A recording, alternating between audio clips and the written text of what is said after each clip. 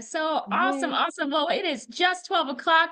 I am super excited for this conversation today. Welcome, welcome everybody to April Joy's Liberation Lounge, where we have real talk with real women. That's what we Right. do here at the Liberation Lounge. And I am so honored and privileged to be able to have a special guest with me here today. And we're going to have a really powerful conversation.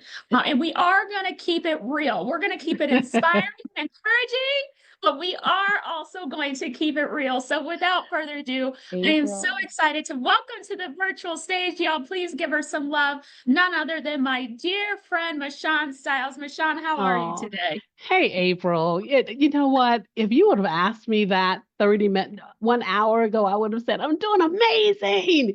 But, things happen. I was like, oh, I'm not doing amazing right now, but I need to go out into that Hollywood shuffle and put on that Hollywood face as though everything is fine when it's not. It is not. Yes. It's not. Yes.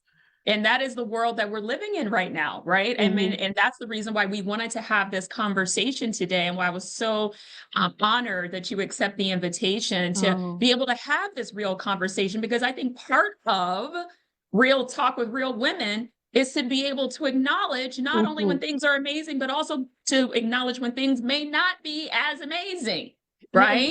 that's true. And we're April, we're constantly zigzagging through life. Yes. And we are the authors of the major zigzag. Years Yes. ago, I met this mindfulness coach, Patrice, and I remember she said that I needed to zigzag. Mm. Instead of pivoting, I needed to zigzag. And I'm thinking, I'm always pivoting. I'm always pivoting. And she's like, Michonne, learn how to zigzag. It's okay. And each day of my life, I thought that it was an either or, a Mm. yes or no, this salary or that salary, this company or that company. And it hasn't been true. I've put those restrictors and those boundaries on myself. And I've allowed society to also dictate that. But after working with her and just her just pouring so much into me, I learned that, you know what, it's okay to zigzag. Life is not always a straight line. And Yep. sometimes the best journey is off that beaten path. And, when I put in my tagline on LinkedIn, zigzag, I learned that when I allowed myself to be agile, when I allowed myself to not be so structured, that's where that liberation, I love this liberation lounge. That's where that liberation came. That's where the power um, evolved within me. And that's when that weight and that stress began to dissolve off of me, that I allowed myself that grace to zigzag. Yes. I don't have to do things the way that everyone else wants it done. It's like sometimes I just have to lean into my natural propensity and do it that way. But April, there's so much going on. I'm telling you, I there's know. so much going I on. know, I know. And there's so much to talk about. And I'm so excited to really dig into this conversation. And Yeah. you did a perfect setup. I didn't even have to do the setup. You did the perfect setup. So thank you for doing the perfect setup. But first, let's just allow the audience to learn a little bit more about you and Yeah. what you have been up to over the course of your career, so they can just get some context on Ah, who Michonne is, what ah, she does, what she's passionate about, from a career perspective, but also mm. personally. So maybe we can just start there in the conversation. Starting, you know what? When I first started working with people in mental health many years ago, a lifetime ago, I thought that was going to be. I thought I was going to be a national renowned psychiatrist somewhere, and that was my journey for a little bit, working in mental health. But then I transitioned. I began to zigzag and didn't realize that I was. I began to explore, mental health research, mental health pharmaceuticals, mental health treatments. And then someone introduced me to human resources. And Mm-hmm. I realized many years ago that although I'm working in human resources, there was a parallel and there were some similarities between working with a clearly defined mental health population and working in labor relations or employee relations, that there were so many similarities. Everyone is struggling with something, right? Yes. May it be work, may it be life. And we call it that psychosocial. And I worked in mental health for over 20 years. I'm beginning to age myself. And when I was introduced to human resources over 30 years ago, I didn't know that this was going to be my journey. I didn't realize this was going to be my path. But so many people put in front of me, opened so many doors for me to work in spaces and human resources that I didn't realize that I could do or had the desire to do. But I always had a desire to work with women. I always had a desire to work with youth and college students, and it all blended well together. So much so that I began to volunteer. I became what I call a serial volunteer. During COVID, April, you may not remember this, but during COVID, do you realize I volunteered over 2,000 hours of HR support to small business Wow. owners, helping Wow. them I to did not know that. over 2,000 hours. And I'm thinking, how did I do that in the middle of COVID, working a full-time job? Mhm. And I Mhm. did. But I love the thought and the gratification that I received from helping women Mhm. to figure it out. You know, sometimes when we're so close to something, we don't Yep. see that there are other opportunities and other ways of doing things because we're so heck bent. Yep. I'm trying to keep it clean. We're so heck bent on doing things our way that we don't see, that liberation to consider another alternative. Yes. And oh my goodness, April, it was the best 2,000 hours of volunteer service that I've ever done in my life. And throughout that, I began to build up human resource competencies in leadership development, compliance management, Mhm. health and wellness, training and development, onboarding, payroll, total rewards, all of these things that I don't think that I would have been exposed to had I Yes. just focused clearly on, oh, I just want to work in human resources as an HR manager. Yeah. I allowed Yeah. myself to be flexible. That's so, Mm, so, so good. And I really hope everyone who is tuning in right now that you really heard that conversation, right? About not allowing us to get boxed into some title or mm-mm, position or, oh, well, this is who I am. Because I've said it many times, Mishawn, mm-hmm. on Facebook Lives that, Yeah. people will often try and hold us hostage Mm. to how we once were, Say it right? again. Say it. You- People will often try and hold us hostage Mm-hmm. to who we once were. And so, Yeah. what this show is really about, and you just so eloquently shared your experiences about how we can really begin to liberate ourselves from the boundaries and the confines by which either A, we have put ourselves in, or Mm-hmm. we have allowed others, right, to Right. put us in. And that's really where we begin to experience the beautiful F word, which is called fulfillment, I right? thought you were I going love somewhere that else. F word. I love that's like my favorite F word is fulfillment because we seek all these things, right? We're seeking money, we're seeking Mhm, success, we're seeking mhm. all these other things. But at the end of the day, are we waking up every day really fulfilled? Fulfilled? Mm-mm.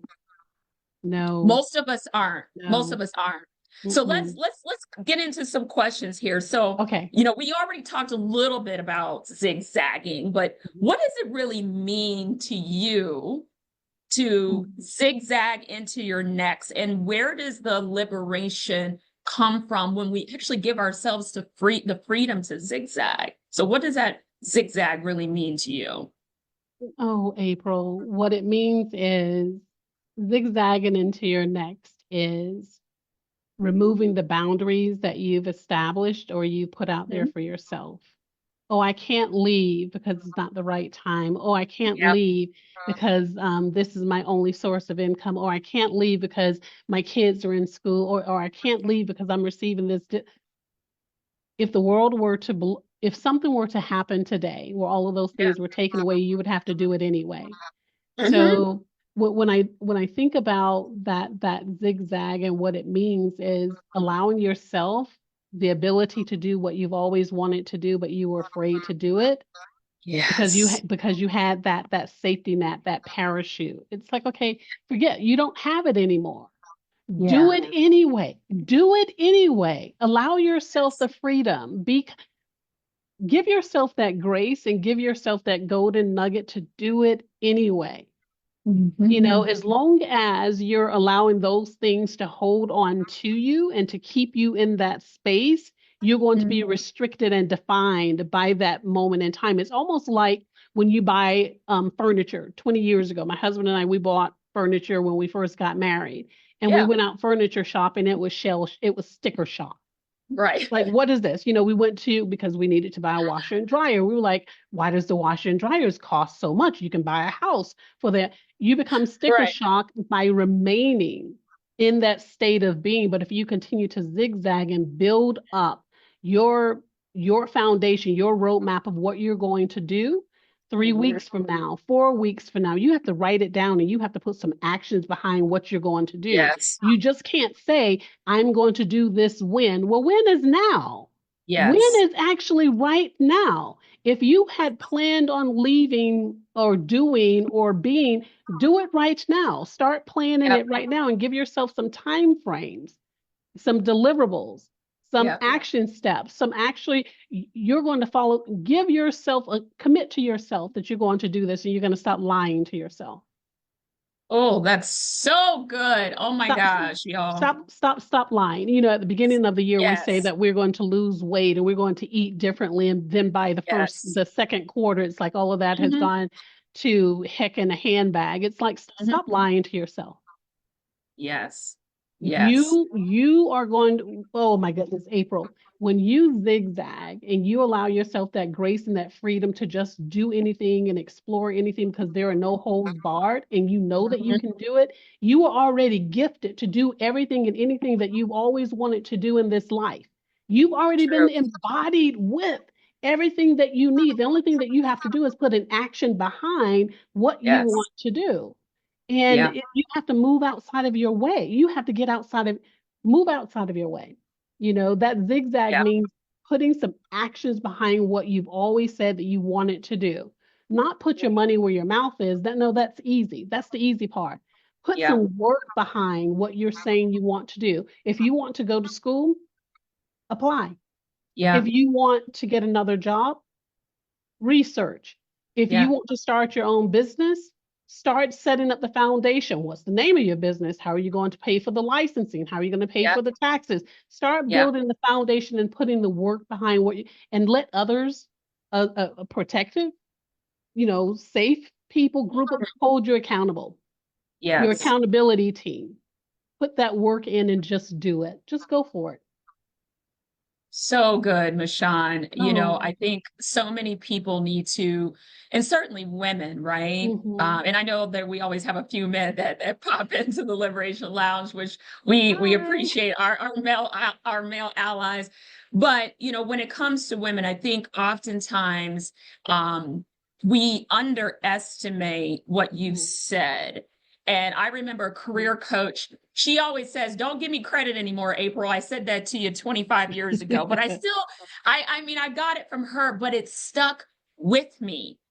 And her name was Kim Taylor. I'll never forget her. We called her KT. KT. And at this event, it was kind of a career coaching event at our private club that we all were members of. This is when I still lived in Chicago. And I never Okay. forgot what she said. And she said the following: "You don't have the desire to do anything that you're not capable of. Mm, wow.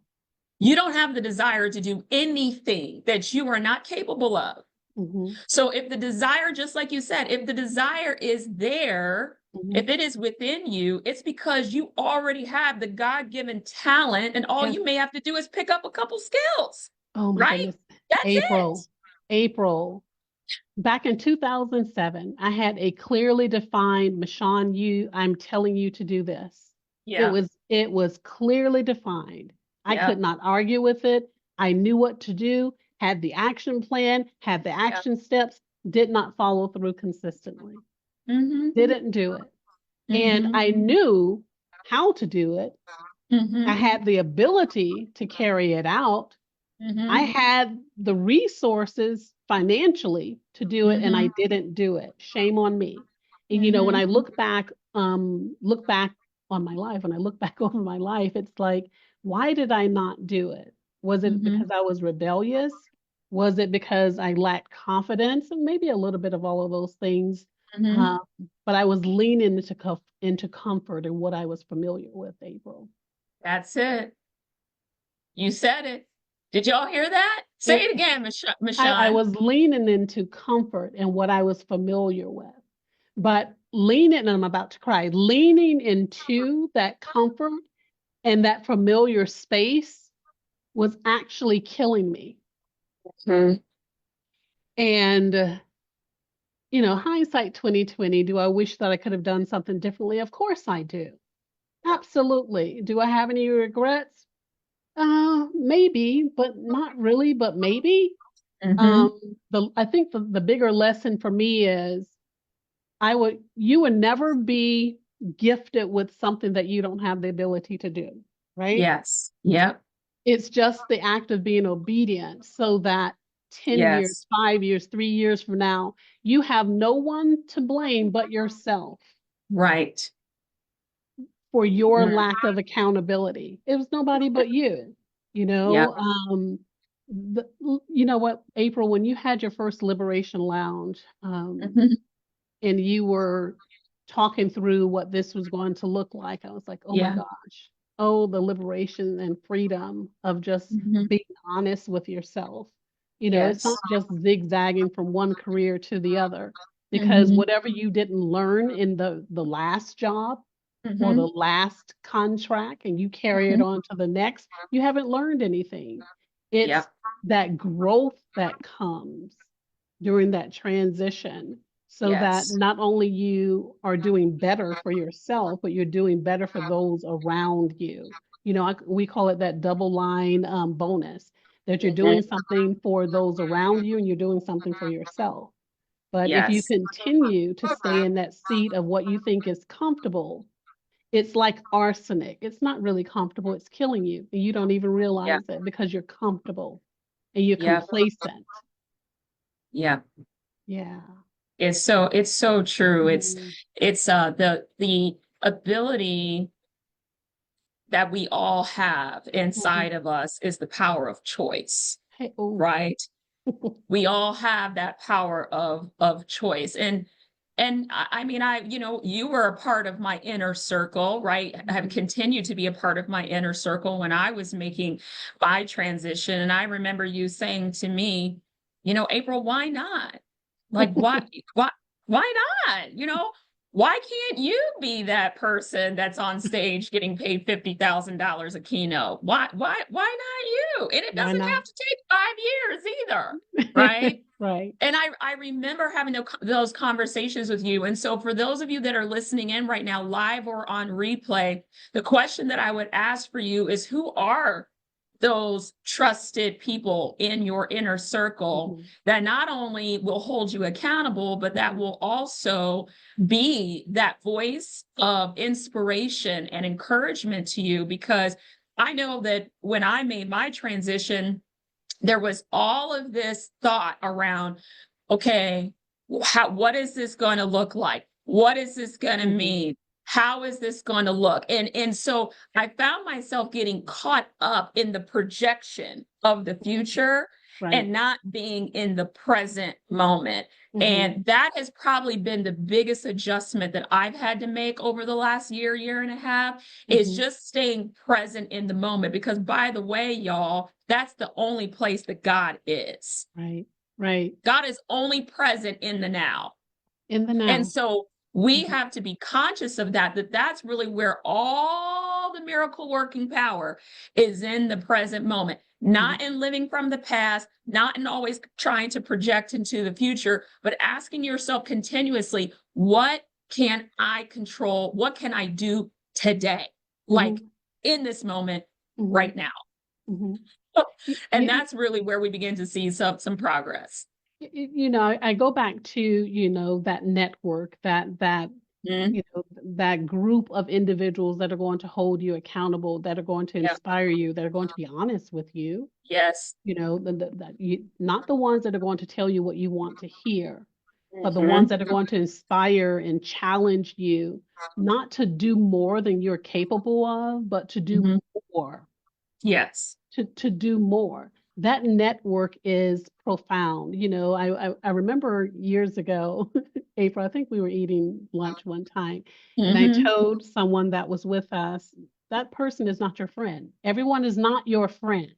Yeah. Yeah, you can have a whole bunch of acquaintances and you can be friendly with a whole bunch of people, Yes. but everyone has not deserved or Yeah. earned the title of being your friend. You cannot confuse positive relations and giving away that title, because when something happens, when it ultimately will, Yeah. how many of your friends are going to show up?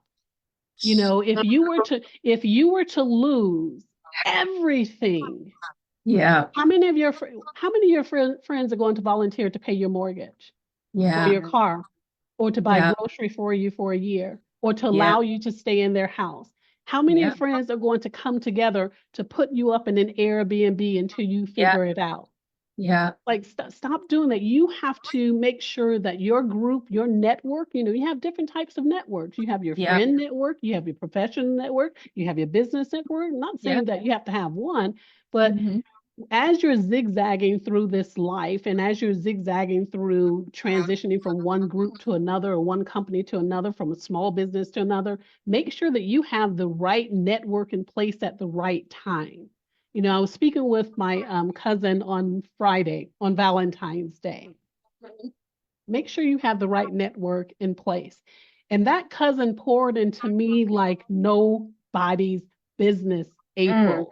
He Mm. poured into me, reminded me when we were kids and how I used to do things in the neighborhood to rally people together, and how I Mm. would go to the homeless shelter and feed people out of the trunk of my car, things that I had forgotten about. He said, Yeah. "You haven't changed with your love for people." He said, Mm. "Don't change that." That was Friday at 12:29 p.m. Saturday morning by 10, he was gone. He was gone. Wow. Make sure that you choose your network wisely.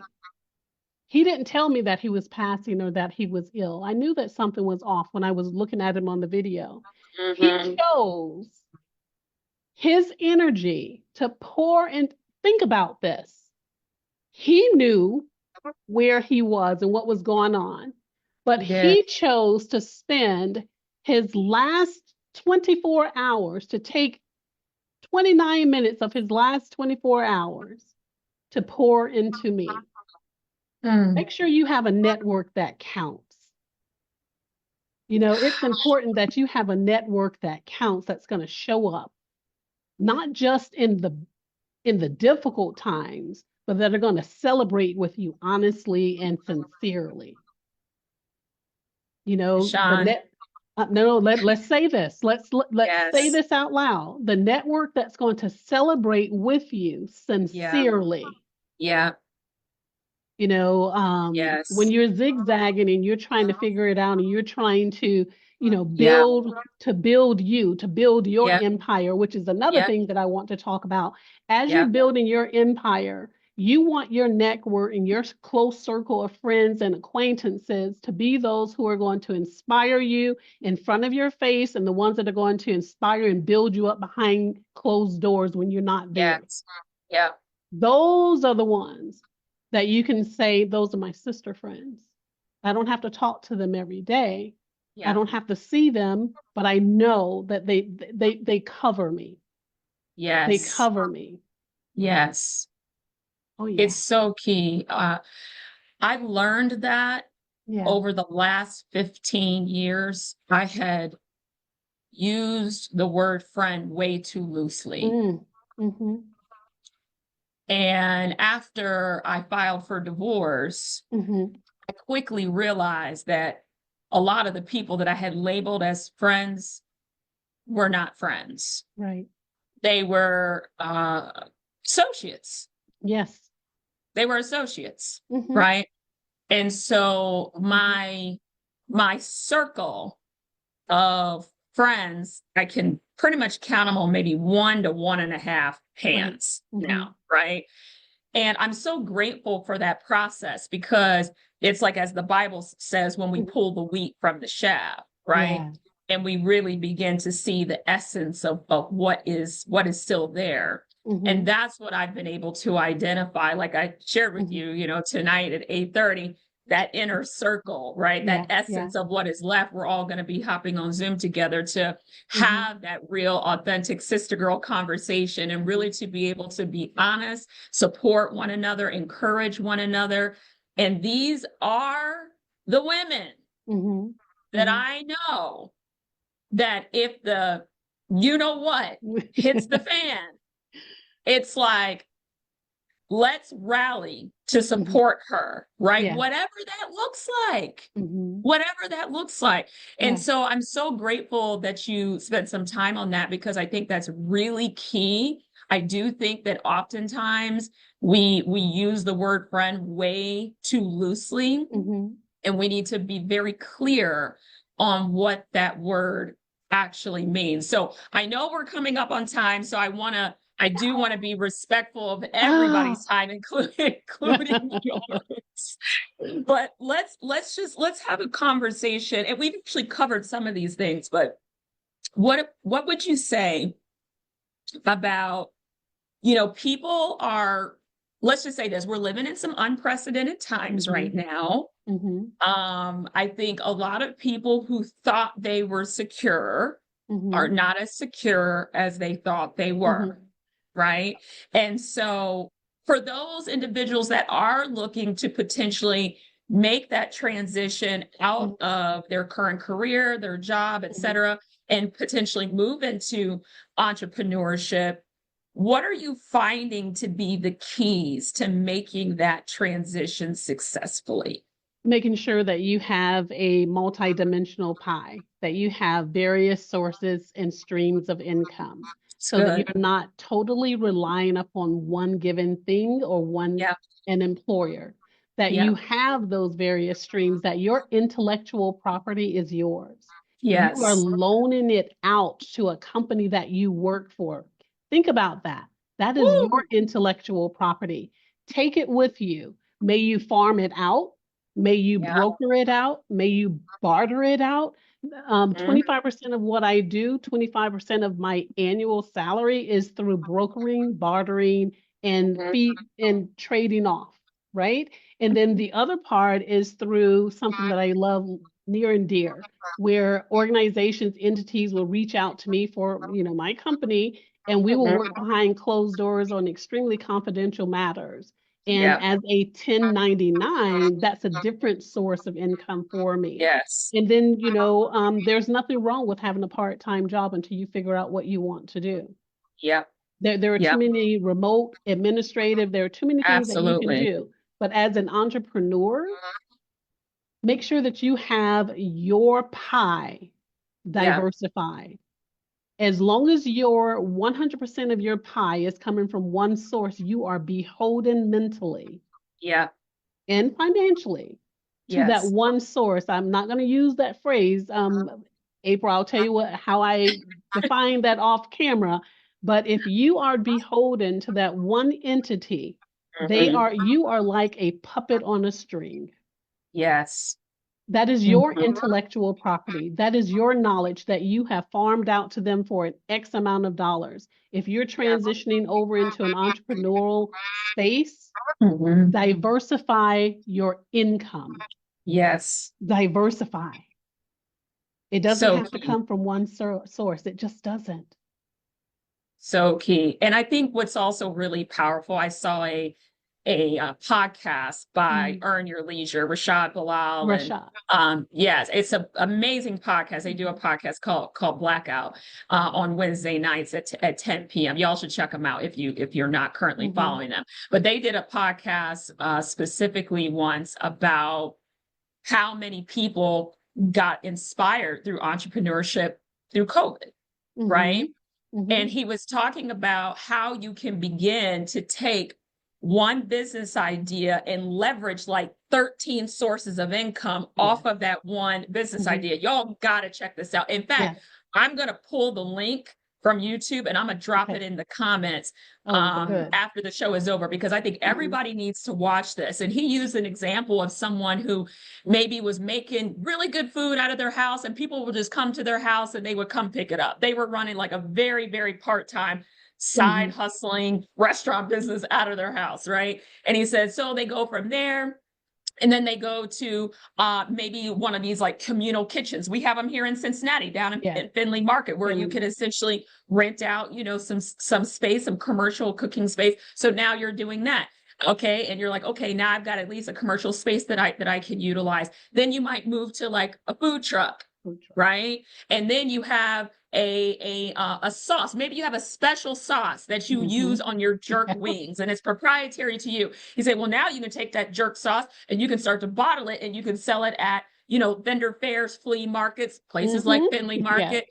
And then you get some momentum there, and you meet somebody who introduces you to the buyer at a local grocer. So now you're in a small local grocer, and you're maybe in just like 30, 50 stores, right? Right. But then you Right. notice that everybody's really paying attention to how you make that sauce. And so you're like, oh, well, maybe I can start doing YouTube videos. Yep. Guess what? Now you can start having your YouTube channel get monetized. And because your sauce has become so popular, you start wearing a t-shirt T-shirt. when you're You can. on YouTube. Guess what? Now you can start selling the t-shirts. And so he just goes through this whole process, how you can really take one idea and diversify it into 8, 10, 12 different streams of income based upon your Absolutely. own creative genius. And I got to say this because it's very powerful. Yeah.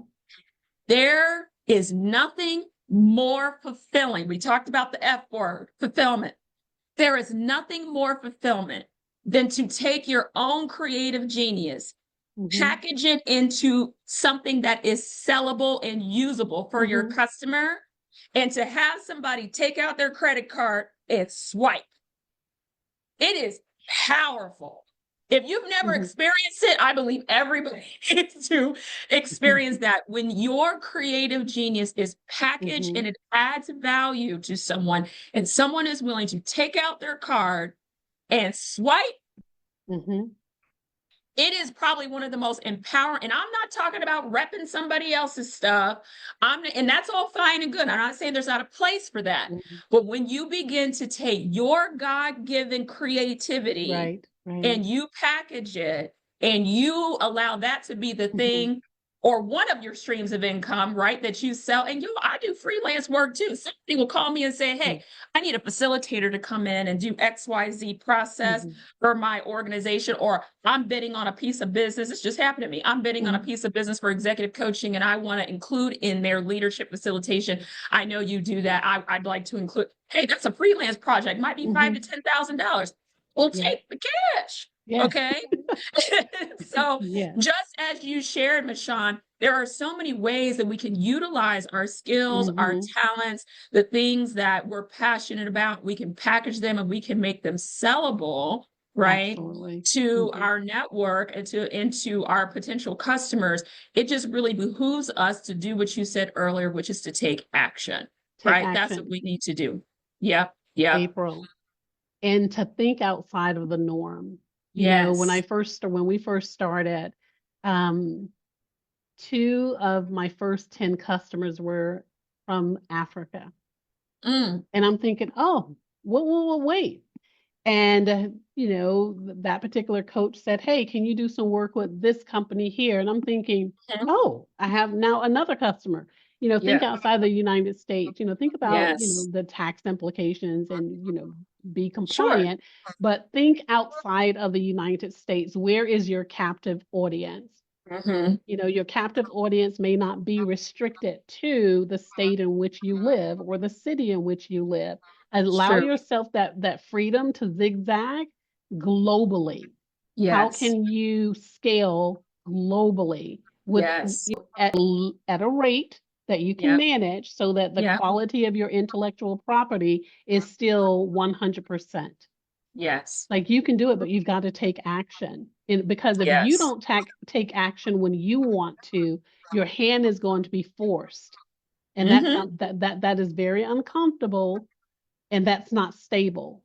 Yeah. You take action first. Yes. It's a chess game. Business acumen, it's your move. What are you going to That's do? so good. Woman, even if she hasn't worked in 10, 15 years, she has skills, y'all. She Mm-hmm. has skills. I know a woman right now who was a stay-at-home mom for like 18 years, and she got good at managing the money in the household. Mm-hmm. And because that's what she was doing, she was managing the money in the household. Do you know that she created a coaching program for other women just like her? She packaged those skills, and now she is offering that as a course and a coaching program. Mm-hmm. And she has a thriving business that she is developing simply because she took what she was mastering Mm-hmm. as the finance manager of her home. Oh. And now she is teaching other women how to do that exact same thing that are in the same position as her. Mm-hmm. So Mm-hmm. I don't care who you are, you have skills and you have talents that are marketable. And I love what one of my coaches said a while ago. One of my coaches said to me, this is probably like 4 or 5 years ago when I was first starting to come into this area. And he said, you know, April, always remember that you're always coaching the version of you that you used to be. Oh. So, Mm. whoever you were like a year ago, 2 years ago, 3 years ago, 5 years ago, that's the person that you're best suited to coach and to mentor because you've already mastered some things that have gotten you to the place of where you are right now. Right. Mm-hmm. And then as Mm-hmm. you progress further, now you're coaching this group. And then you progress further, and now you're coaching this group. And I never Mm-hmm. forgot that conversation. I thought it was so incredibly powerful because oftentimes we think, oh, you know what, I don't really know, you know, what skills do I have, what knowledge do I have, what expertise do I have? And the reality is everybody's got knowledge, everybody's got skills, and everybody's got expertise. It's Mm-hmm. just about who you are targeting and who are you best, key here, Mm-hmm. who are you best suited to serve? Right. Who are you Right. best suited to serve? And to really put your energy and your focus there. And this is how we're able to see women young, like in their 20s, and they're developing businesses for who? They're developing businesses that are supporting young girls. Why? Because Mm-hmm. that's who they just were. For sure. For That's sure. who they just were, right? Know your audience. Know Know your your audience. audience. And Yes. whom you identify as your audience. My husband and I use Burger King, McDonald's, and Wendy's all the time.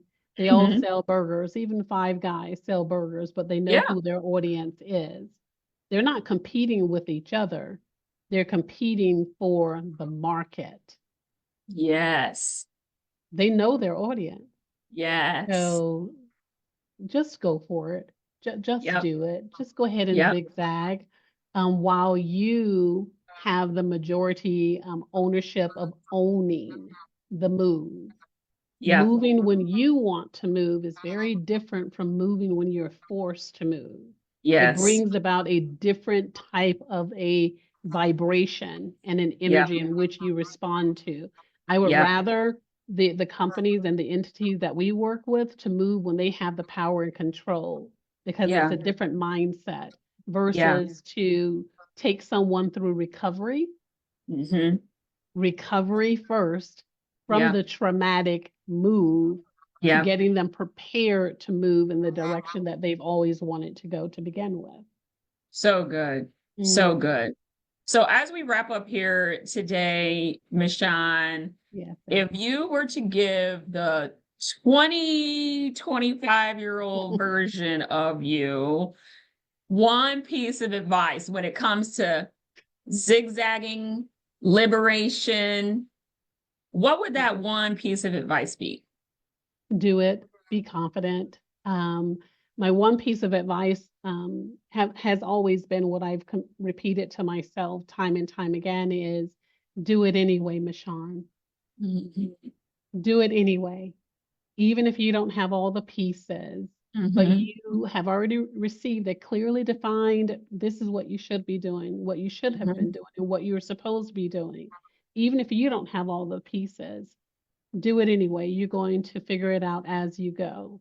You Yep. know, you don't have a playbook on all things, but you already have the foundation on the most important thing, and that is that desire and that passion to do it. And you have the Yep. ability to do it. Put forth Yep. that action and do it anyway. There are so many things that I didn't do as a 25-year-old, as a 30-year-old, that Hmm. hindsight, I wish that I would have given myself the experience and the time to do those things, but I was too comfortable. I was Yep. very comfortable. Do it anyway. Yep. Such good advice. Mm. Such good advice.